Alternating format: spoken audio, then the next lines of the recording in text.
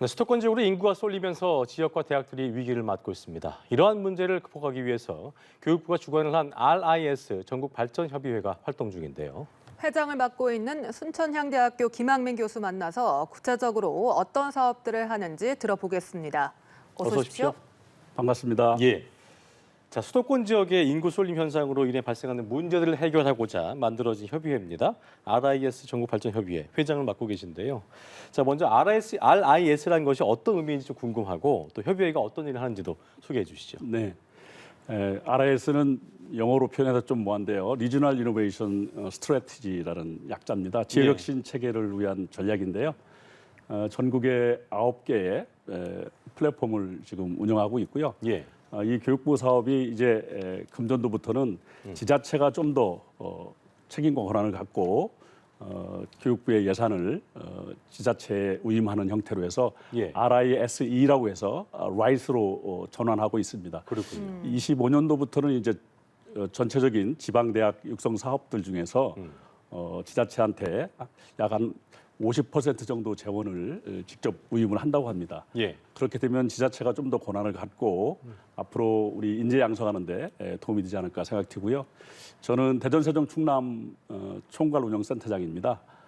그래서 우리 협의회를 통해서 오늘도 저희들이 워크숍을 하고 지금 왔는데요. 그러셨군요. 전체적으로 국가 전체의 지역 발전과 인재 양성을 통해서 앞으로 지역이 성장하는 그런 모델을 노력하고 있습니다. 네, 지역 인재 양성을 말씀해 주셨는데 실제로 많은 분들이 지방 소멸을 걱정을 하고 있고 실제로 지방에서 느끼는 그 심각성은 어느 정도입니까? 정말 지방 소멸 문제 심각합니다.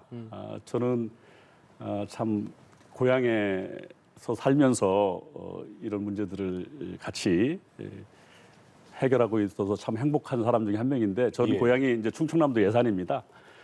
예산의 청년 인구가 16% 정도밖에 안 되고 고령화 인구가 36%, 32% 정도 되고 있어요. 그래서 예.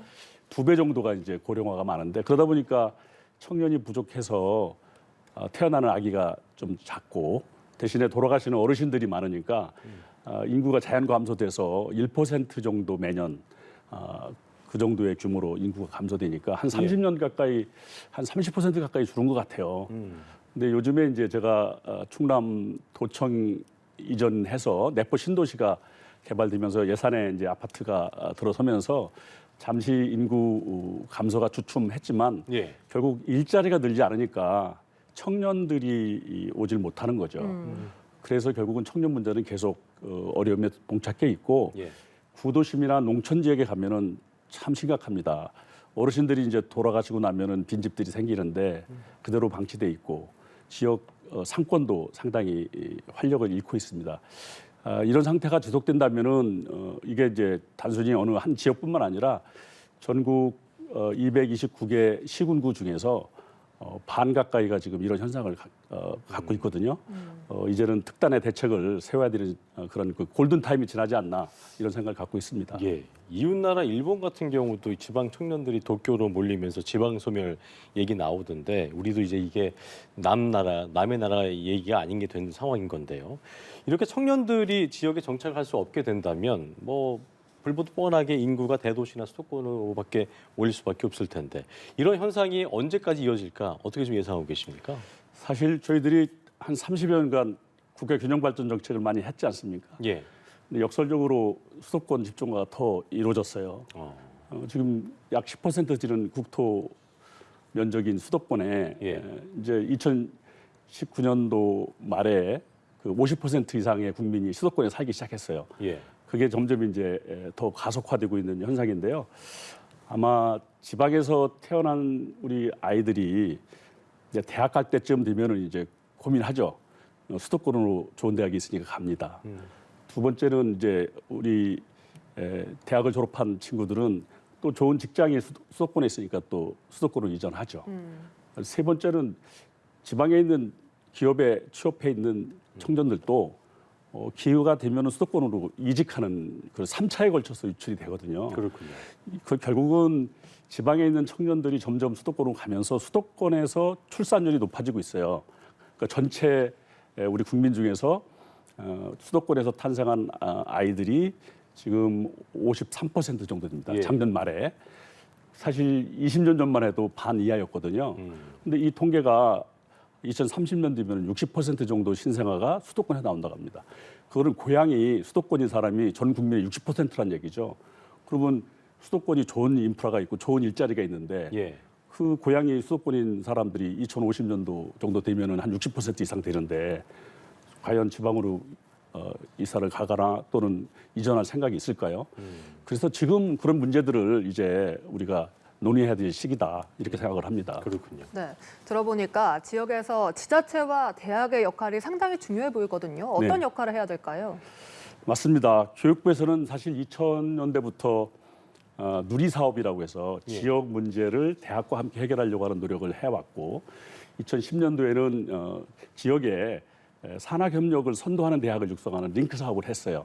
그리고 2020년도에 들어와서 지금 RIS 사업을 하고 있고 이제 금년부터는 라이스라고 해서 지자체가 좀 더 권한을 갖고 지역 인재를 키우는 사업을 하고 있어서 그러니까 지금까지 이렇게 발전해 오고 있는 진화되고 있는 모습인데 예.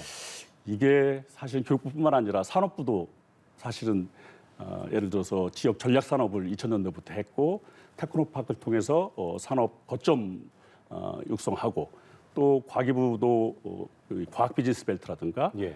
또 노동부나 여러 중소벤처부에서도 창업을 지방에서 많이 할 수 있는 청년 지원 정책을 많이 했어요.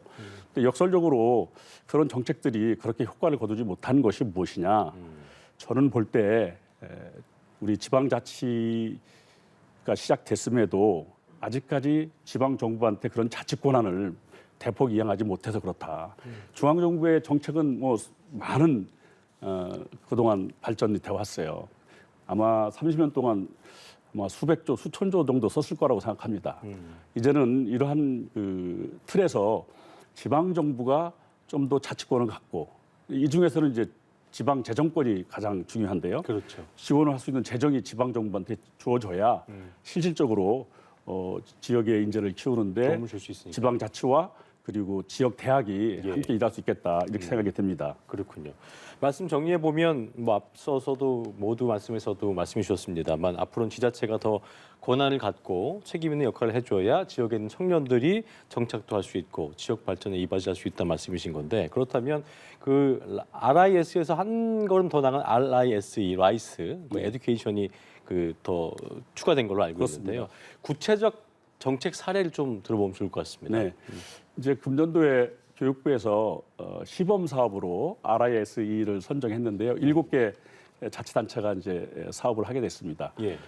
기존에 이제 RIS 사업, 링크 사업, 예. 또 여러 가지 지역 대학 지원 사업들을 이제는 지자체한테 지금 계획으로는 한 5조 원 정도의 예산을 확보할 계획이에요. 교육부에서는 그 중에서 이제 50% 정도를 지자체한테 이양을 하겠다고 하니까 한 2조에서 2조 5천억 정도를 지방 정부가 이제 재원을 갖고 그동안 하고 있던 여러 가지 이 지역 인재 육성 사업들을 지자체가 이제 책임지고 하는 거죠. 그러면은 지자체가 여러 가지 지역의 발전 전략들이 있지 않습니까? 그리고 산업 육성 정책, 그리고 일자리 정책 이런 정책들을 지자체와 대학이 이제 파트너십을 같이 만들어서 산업계와 같이 힘을 합해서 이제 지역의 인재들이 지역에 취업하고 그리고 지역에서 정착할 수 있는 데까지 아무래도 지자체는 청년 행복주택이라든가 예. 여러 가지를 할 수 있는 그 여력이 있으니까요. 대학만 하는 것이 아니고 이제는 지자체가 앞장서서 하게 되면은 저는 라이스 사업을 통해서 앞으로 우리 지역에 있는 청년들이 더 많이 지역을 찾고 정착할 수 있는 계기가 되지 않을까 이렇게 기대를 합니다. 그렇군요. 네.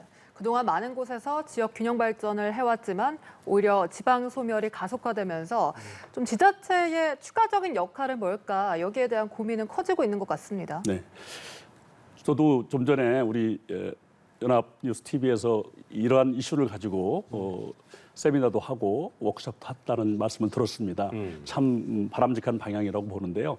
사실 우리가 선진국들을 보면은 저는 선진국의 기준이 수도권과 비수도권의 차이가 없다. 그래서 비수도권에 살아도 수도권 못지않게 행복하게 삶을 유지할 수 있다. 이게 저는 선진국이라고 봅니다. 유럽이나 미국 뭐 말씀 안 드려도 그런 곳이 아니겠습니까? 예. 그러나 우리는 지금 현실적으로 볼 때 지방은 점점 소멸되고 수도권만 비대해지고 이것에 대해서 결국은 지방자치단체의 권한들을 우리가 87년도에 헌법 개정안 이후로 지방자치에 대한 틀을 만들었지만 예. 그거에 대한 진일보한 정책들이 그렇게 나오질 않았어요. 뭐 예를 들어서 지방의 이제 재정 문제를 말씀을 드리면은 국세와 지방세 비율이 80대 29도를 지금 벗어나지 못하고 있어요. 그리고 지방의 자치단체의 재정 자립도나 재정 자주도로 보면은 그게 상승하지 않고 계속 하락하고 있어요. 그러한 권한들이 지금 지방자치단체가 복잡하고 있는데 유럽이나 미국에서는 그런 지방자치 재정권들이 있기 때문에 예. 좋은 기업을 여러 가지 인센티브를 통해서 지방으로 이전할 수 있도록 하거든요. 우리는 근데 지난 30년간 대기업이 지방으로 이전한 거 거의 못 봤습니다. 혁신도시 연계돼서 일부 공기업이 간 거는 있지만 예. 민간 기업은 거의 가지 않고 있습니다. 뭐 그런 현상에 볼 때 지역에 일자리가 없으니까 청년들이 결국은 일자리 있는 곳으로 오는 거죠. 그리고 또 하나는 지방자치단체가 그런 권한이 없다 보니까 기업 입장에서는 전국이 동일한 조건인데 세율이나 여러 가지 인센티브에서 차별이 없는데 결국은 기업은 인재가 많은 곳으로 몰릴 수밖에 없죠. 그렇겠죠. 그러니까 수도권으로 계속 오고 지방의 문제에 좋은 중소기업도 이제는 자꾸 수도권으로 오고 있어요. 예를 들어 대전에 좋은 그 민간 기업의 R&D 센터들, 연구소들이 있는데 이 연구소들이 더 좋은 인재들이 많은 수도권으로 오고 있다는 거죠. 이것을 막을 수 있는 지방자치 권한을 좀 강화하고 그런 의미에서 우리가 이제 헌법 59제 보면은 조세 법률주의를 우리가 채택하고 있는데 지방자치단체에 그런 권한이 없기 때문에 그런 역량을 발휘할 수가 없는데 이제는 어떤 그 사고의 전환을 할 때가 왔다. 그래서 그런 법률도 이제 개정하고 제도를 손보지 않으면은 지방 소멸은 네. 더 이상 막을 수 없다. 이렇게 생각을 합니다. 알겠습니다. 지금까지 김학민 RIS 발전협의 회장과 함께 지역균형 발전의 필요성에 대한 이야기 함께 나눠봤습니다. 오늘 말씀 고맙습니다. 고맙습니다. 감사합니다.